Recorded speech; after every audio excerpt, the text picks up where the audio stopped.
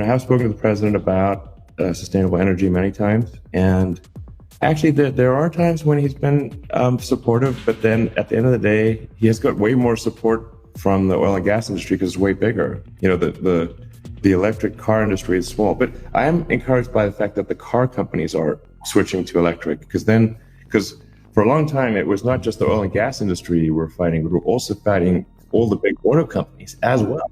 I mean, like, and they're like some of the biggest employers in the world. I think President Trump is we're sure supportive on the space exploration side, and then arguably he's been as supportive as he can be on the electric car front, recognizing that a massive portion of the Republican support is coming from oil and gas. So I don't know if I'm not a politician, obviously, but if you're a politician and you want to win and you got a big chunk of support coming from oil and gas, then there's a limit to how far you're gonna push that situation. Do you like him? Are you voting for him? I'm to be totally frank, I'm not. I think let's just see how the debates go. That's going to be your thing, the debates? Well, I think that is probably the thing that will decide things for America. Why is that? I think people just want to see if Biden's got it together. If he does, he probably wins. If you got a two-party system, then the problematic issues are going to kind of fall somewhat randomly into one party or the other. It's not clear to me that there's a cohesive set of reasoning why these things are on one party versus another. They seem semi-random. And, obviously I'm like socially very liberal, and then economically right of center, maybe, or center. I don't know. Obviously not a communist. So I think we want to keep improving the system, but we want a system that is responsive to the people. And all capitalism really means is just doing things making products that people want. We're literally fighting what Eisenhower called the military-industrial complex, So, it's not an easy battle fighting the military-industrial complex. And so it's really tough to break in. It might be the case that, for sure, SpaceX being able to win against the combined might of Boeing and Lockheed, which are the two biggest defense contractors in the country, that was an extremely tough battle. The initial lawsuit we filed was really just to be allowed to compete, because what had happened, this is several years ago, was the Pentagon had awarded Boeing and Lockheed a sole source uncompeted contract for $11 billion to launch U.S. satellites. And they didn't even compete it. So it was a sole source, uncompeted. And we're like, this is crazy. You got to at least run a competition. The law says you should have to run a competition. And so as a function of that lawsuit, or partly as a function of that lawsuit, we were able to get the Air Force to run a competition. And then we were able to win some launches from that competition. And then we were able to win more launches in the subsequent competition. Yeah, so, but our challenges have mostly been, to be clear, with the procurement side of things, not with the Air Force operationally. We're able to lower the cost of access to space, so we're certainly saving the taxpayer a lot of money. And we're advancing the technology of launch by having reusable rockets. Reusability is very important for improving access to space.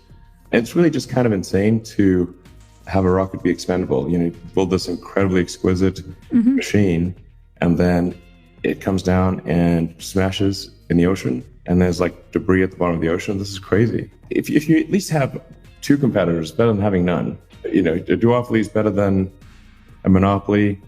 An oligopoly is better than a duopoly.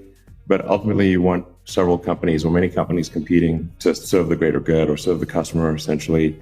Multiple companies competing to advance the future of spaceflight, so we can ultimately become a multi-planet species and a spacefaring civilization. I think this is actually fundamentally important for ensuring the long-term survival of life as we know it, is to be a multi-planet species. Again, I'm not trying to be doom and gloom here, but the fossil record does show there have been many extinction events over the millennia, and these are from meteors, from supervolcanoes, from just natural climate variation, which does become very severe, but at a pace that would seem slow to us. And then eventually the sun's going to expand and engulf Earth. Well, I mean, I've had some, not recently, but several years ago, some dinners with Jeff Bezos. There's private dinners talking about space and stuff. And, he does care about it has a similar view that we need to be a spacefaring civilization and a multi-planet species. I have like some minor disagreements with him in that I don't think we want to be living on a space station. I think we want to be living on a planet. But whatever, if you have advanced rockets, you can decide whether you want to live on a space station thing or live on Mars. So, I mean, right now we've got a long way to go because we can't even get back to the moon. So I think it's kind of sad that we were able to go to the moon in 1969, and here we are, 2020, can't even go back to the moon. So, we definitely want to make sure civilization is improving over time. And it's important to note, like, there's an arc to civilizations. They don't just always go up. Look at the ancient Egyptians, Sumerians, Babylonians, ancient Greece, and they all had a civilizational arc where they had incredible technology, and then they lost the ability to use it. Sometimes I look at the skylines of the city, and I'm like, skyline's not changing much. It's not a good sign. I'm a bit worried that we're slowing down our rate of improvement, and we're slowing down our change, and we're getting old. I'm a bit worried about that. And that's why I look at the skylines, and the skyline's not changing. Get this worry. You're getting too set in our ways. And then we got to watch birth rate. Like, if we don't keep up our birth rate, then we won't have people. And we better hope there's AI because there won't be people. The fundamental breakthrough that's needed is a fully and rapidly reusable rocket.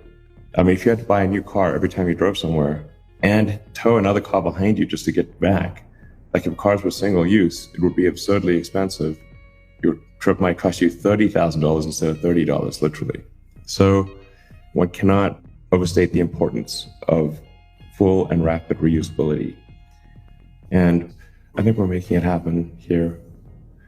The Starship that we're developing in South Texas and Southern California is the design, the physics all work out. This can be fully and rapidly reusable.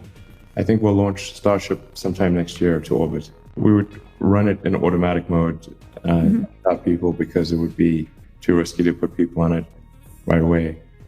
But I think we may be able to put people on it as soon as 2 years from now, possibly. It might be me. I haven't really thought about it, but I think it would be safe for people probably in 2 years and definitely in 3 years.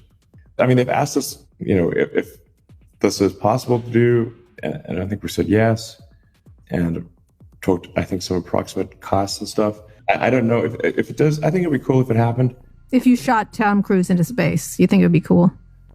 I think it would be pretty cool, yeah. He does do a lot of his own stunts, so I think people will be like, whoa, this could be pretty interesting. Can you bring him back? We've already brought astronauts back.